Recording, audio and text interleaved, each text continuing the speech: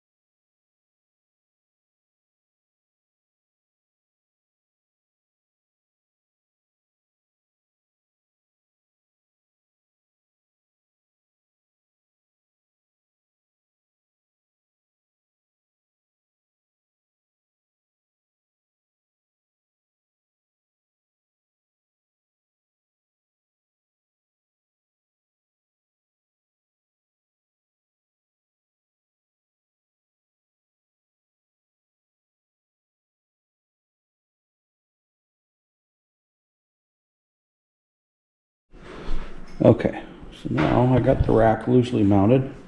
I split the wires on the front, rewrapped them, and they seem to be not binding on the full rotation of the handlebars. The headlight wire is kind of loosely routed right there for right now. I may move that. Those wires are there, and I'm not sure on that zip tie placement yet whether I want to keep it or not, but it's a removable zip tie, so I will leave it for now. I can move it later. So the only thing that's hitting is the suspension right there, and that shouldn't affect anything. So that looks like a complete front rack install, at least until I take it for a test ride and see what happens. Let's see if it turns on the light. I won't turn on the light until I punch in my code.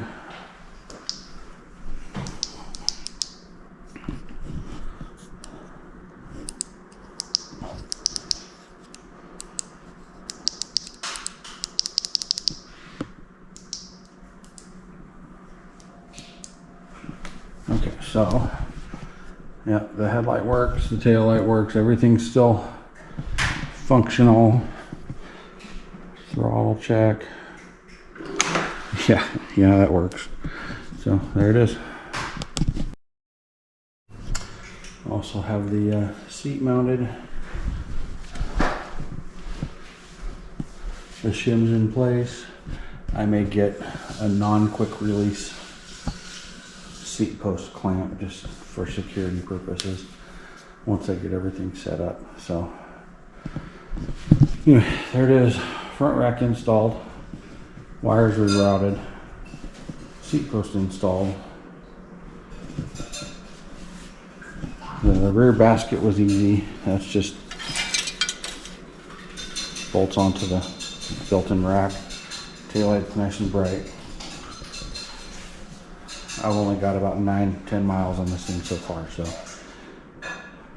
we'll get some cameras mounted on it when I go for the next ride, and we'll get some cool video. If you're wondering about my straps, these are the rock straps.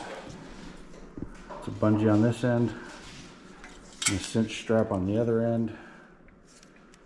They work really well holding my lunchbox. So there you are.